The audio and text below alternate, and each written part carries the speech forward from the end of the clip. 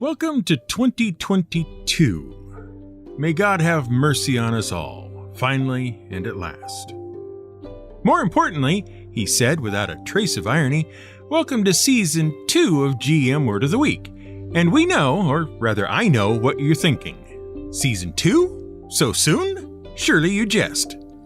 Well, first, don't call me Shirley. And second, I'm aware that in your more traditional entertainment presentations, the numbering of seasons, or if you happen to be accidentally British, series, tends to coincide with the production schedule.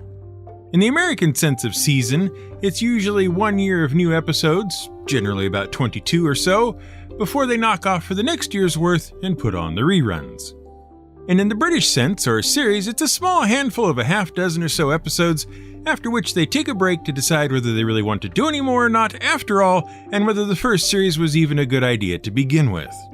Sometimes, with the series method, this means that a show which gets 2 or more series might see those series separated by as much as 2 or 3 years or more before returning to the screen, much to the relief of the British viewer who has spent the intervening time wondering whether there's any point in continuing to stare at the television waiting. Whereas in America, if the second season doesn't come along promptly the next year, it's time to start writing letters and complaining that 20 years later, Firefly still hasn't come back. Which is why the announcement that GM Word of the Week has any seasons at all is something of a surprise. See, the show has been in production nearly constantly since the first episode appeared on April 20th, 2015. And as far as entertainment value for money goes, that's a 300-episode first season encompassing all the changes and improvements made over that time. Episodes got longer, production skills and values improved, equipment and software got upgraded, and the writing team changed. And frankly, before we go any further, let me just take the opportunity to thank all our loyal supporters and patrons who made all of that not only possible, but encouraged the both of us to keep at it so that we could get to an actual episode list that includes over 300 topics, all aimed at helping the folks who run tabletop role-playing games put more flavor in their flavor text and have a good time. So, at 300, why suddenly go to Season 2? It seems an unnecessary step. Surely you just keep incrementing the numbers you already have and keep chugging things out just as you have done. Well, yes and no. There are a number of personal and practical reasons for changing seasons at this stage. The first of which is that our RSS feed is simply running out of room. At 300 episodes, the feed can't handle 301 without dropping the first episode off the end of the feed. It's stuffed full, and like many of us at the holidays, something has to give. So the Season 2 designation serves to mark an imaginary spot where, because of technology, it is useful to know where the logical break between the old and the new is. You'll start seeing episodes marked as Season 2 in your podcatcher of choice, assuming it supports that functionality. If you've kept up with us all along the way, it's not so important for you. But for someone new coming along, it's a handy way to jump in and play Spot the Difference. Season 2 is also going to mark the point at which we let an old friend go. Well, not literally, of course, but intellectually. For the last couple of years, the show, as you will know if you listen through the credits, has been entirely created and produced by one person. And it's getting increasingly awkward in the writing and presentation to claim for 2 people that which only applies to one without there actually being a second person. We don't own a number 1 dog. I do.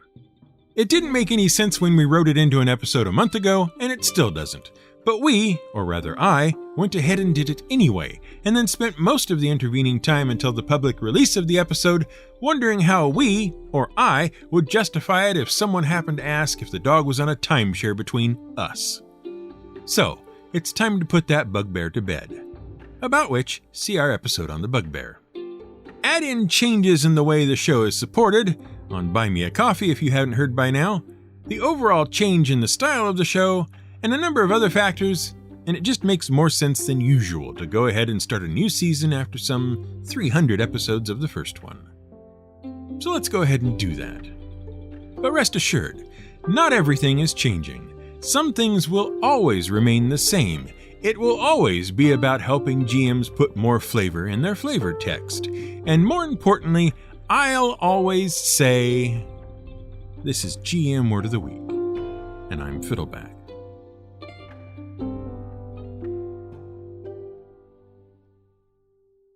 Actually, this whole series versus season thing is a bit of a kerfuffle when it comes to television programming. The problem seems to be that no one quite understands what the difference is or why there should be any difference at all. All of which is compounded by the fact that the two separate systems have begun, in recent years, to incorporate elements of the other into their current framework. It's made a real mess of things, and we're going to have to go back quite a ways to sort things out in any kind of understandable fashion. Take Charles Dickens, for example. No, really. Charles John Huffam Dickens was born on the 7th of February 1812 in Portsmouth, England. His father, John Dickens, was a Navy pay officer, and as such was regularly moved around England by the Navy in the fulfillment of his duties. This meant that the young Charles Dickens found himself living all over England with a move imminent every few months, until his family finally settled in Kent. An avid reader with an excellent memory for people and events, he would later use these skills while attending school and in his later writing. Unfortunately for Charles and his parents, his father was imprudent with money, and this landed Jonathan in debtor's prison, where his wife and youngest children joined him, which for some reason is just how things were done then. Charles, then 12 years old, was boarded with a family friend and later moved to live with a court agent. Unfortunately, Charles was forced to leave school in order to take on work so he could pay for his room and board and set some money aside to help pay off his father's debts.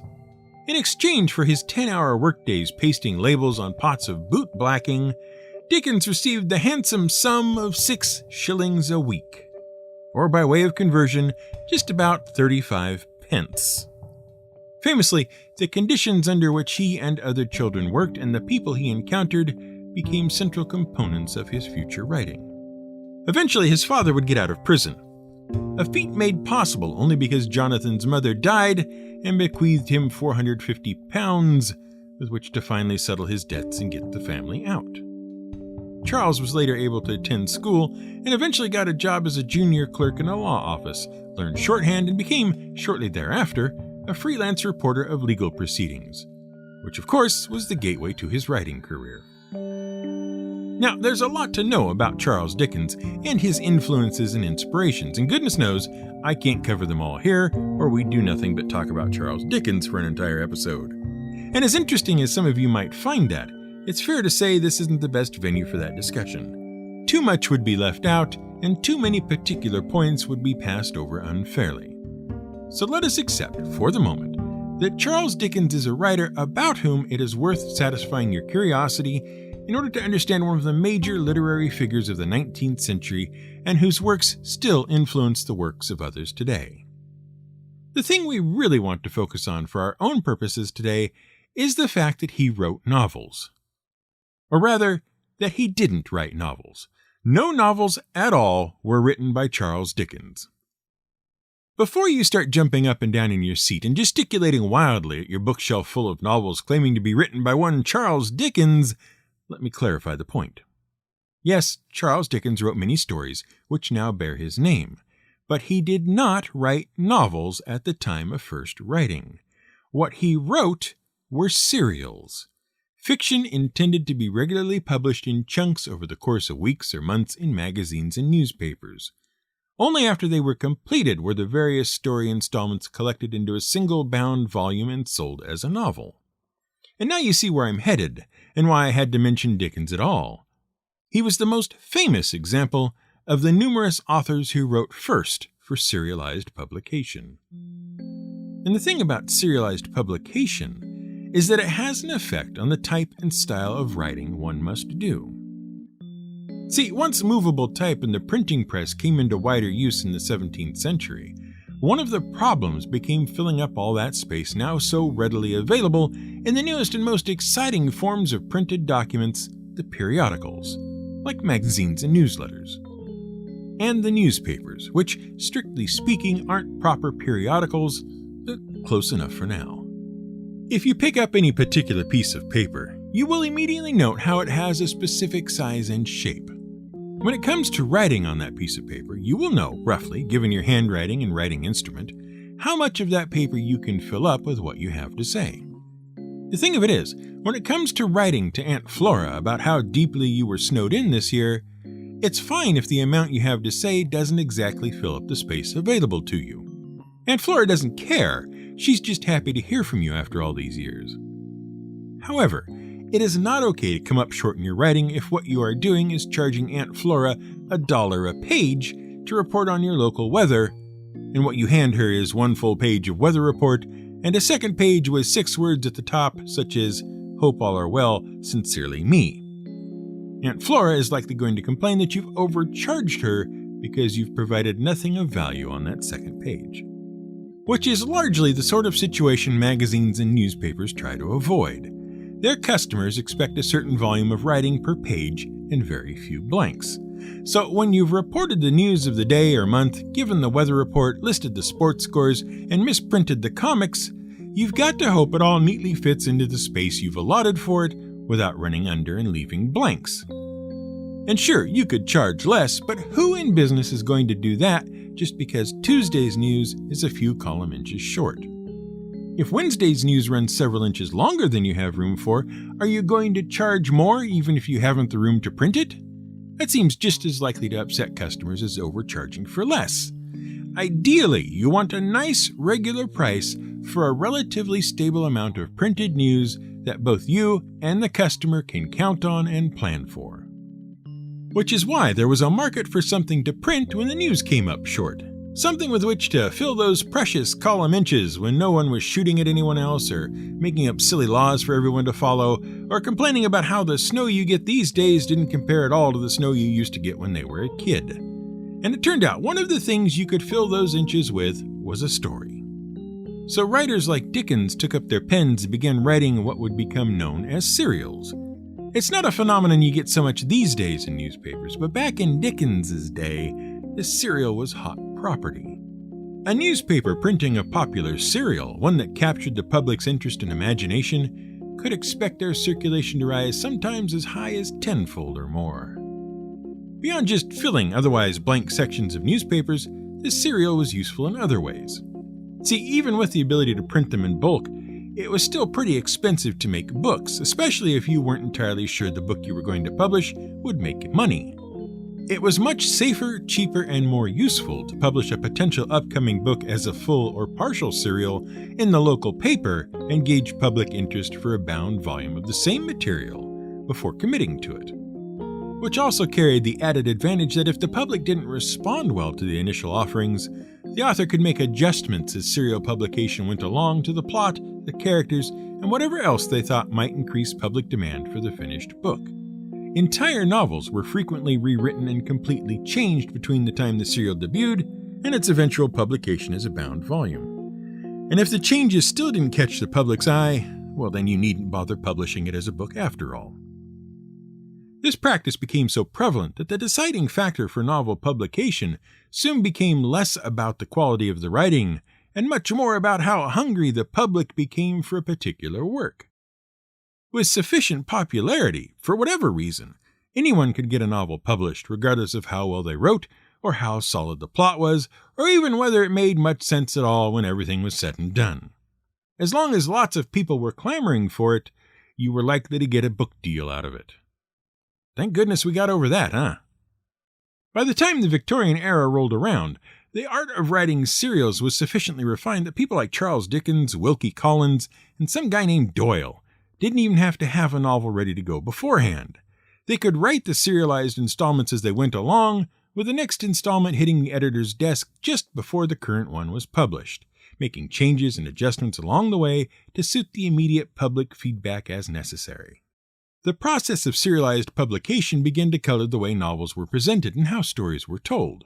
It was vitally important to keep the readership coming back for the next installment, and so it became regular to end each installment with a cliffhanger, a situation which seemed impossible for the protagonist to escape, or a vital piece of information that was about to be revealed, and then saved the revelation or the escape for the start of the next installment.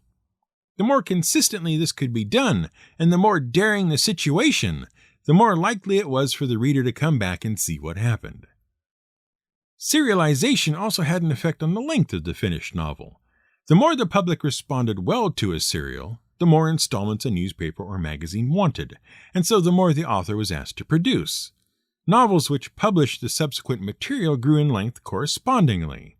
Those serials that lost readership over time frequently ended earlier than expected, and so either didn't become novels or became much shorter novels than anticipated. The more the public liked you, the bigger your published book could be. Writers like Dickens and Doyle soon grew adept at meeting public expectations and, given the unsure nature of final publication, learned to write only as much as was needed at any given time. After all, what would be the point of writing an entire novel out only to have half of it never see publication if the public didn't take to it? Which is why no one has ever solved the mystery of Edwin Drood. Dickens was working on it in installments when, in 1870, he died, with only 6 of a planned 12 installments published. There were no plans for the remaining installments, and no solution to the mystery of the story left behind. There are, of course, plenty of guesses about what was intended and who the murderer central to the story might have been, but no one knows for sure what Dickens' intentions were. While he may have had a definite plan for the story, it's quite likely he was shaping things as he went along to take into account the public reaction to the installment so far, leaving his options open, as it were. Which was one thing the Doyle we've been talking about hoped not to do. Sir Arthur Conan Doyle, of course, who created and wrote the mysteries of one Sherlock Holmes for the Strand magazine. After 6 years of writing nothing but Holmes stories, including numerous shorter pieces, as well as 2 novel-length works, Doyle was a bit tired of the character and wanted to move on to other things. So he killed off Sherlock by sending him over the now famous Reichenbach Falls in the clutches of his mortal enemy Dr. Moriarty, and then washed his hands of the whole endeavor. As far as Doyle was concerned, that was the end of the whole thing. The public, on the other hand, was absolutely livid. 20,000 readers of the Strand magazine immediately canceled their subscriptions. Letters of protest poured into both the magazine's offices and Doyle's own home address. For 8 years, protests and complaints continued to come in until finally, at last, Doyle relented and brought Holmes back to life in The Hound of the Baskervilles, serialized from 1901 to 1902. A story set sometime before Holmes's published demise, and no public reaction of that kind had ever been seen before. Which no doubt caught the eye of those exploring the new forms of entertainment soon to be available, when radio broadcasts for entertainment purposes began in the 1920s. Among the operas and sporting events being broadcast, it must have seemed perfectly natural to take up stories that had already been created in a serialized format and simply read them out, installment by installment, and, soon thereafter, dramatize and act them. Why not call them serials as well and present them in a series of contiguous broadcasts? Which is what they did in the United Kingdom. The tradition carried over to television as well. Since the series are kept relatively short at 6 to 8 episodes each, and since each series is commissioned in full from the outset, the official method of getting rid of an unpopular show is to simply not renew it for any further series installments. Which frequently means that an unpopular series ends on a cliffhanger that is never resolved. Unless, of course, the commissioners see fit to respond to public demand and recommission a show sometime later for a brief run. Like the popular British sci-fi series Red Dwarf, which aired 3 series from 1988 to 1989. Then a 4th in 1991, a 5th in 92, a 6th in 93, skipped a few for a 7th in 1997, skipped another year and came back in Series 8 in 1999, and then has dribbled out in blips and blobs since 2009. In all, 13 series so far spread out over 32 years. American broadcasters had much the same process, starting with radio and moving to television. But in contrast to the British system, programs were commissioned for much longer runs. The first season of popular lawyer drama Perry Mason debuted in 1957 and was comprised of 39 episodes beginning in late September of that year and ending in June of 1958, a fairly typical run for television shows up to that point. Radio programs were often lengthier, some even remained in continuous production year-round. The problem, though, and one of the contributing factors that led to the season series confusion, was that movie theaters in the early to mid-1900s would play short films that saw a couple hours entertainment broken up into several 10 to 20-minute segments to play either before or after the feature film. Characters like the Lone Ranger, who we discussed briefly in our White Horses episode, would star in these movie serials, which maintained the tradition of cliffhanger endings and shorter planned runs of fewer installments. Since these were already called serials and occurred in series, it made sense to look for an alternative name for what radio and television were trying to do. The longer runs of radio and TV meant that entire seasons of the year would pass before a show's run would complete, so that name seemed a more natural fit. The downside, of course, was that if a show wasn't doing well in the ratings, it had to be ended in the middle of its run and replaced, often with little warning and no cliffhanger ending. Just an abrupt and sudden stop to everything. Rarely, an American show will be canceled even though everyone and their brother was watching it. At least, that's what the thousands of rabid fans will claim when they write in to save it in spite of the network's hasty decision. And if the cast is still available, and the producers and writers and directors can all be wrangled into the same place at the same time, it might be brought back from cancellation in all its former glory. Or maybe another network will see it and see the fan response and decide to pick it up instead. It's happened a few times. Heck, it even happened to one of my favorite shows, Due South. It took the combined efforts of the Canadians, the French, and the Italians to do it, but they did. They brought it back in spite of a major network canceling it. It even had a nice little post-cancellation run that was worth watching, and finally came to one of the best series conclusions I've ever seen. But come on, gang. Firefly was 20 years ago now. Maybe it's time to let it go. Welcome to Season 2.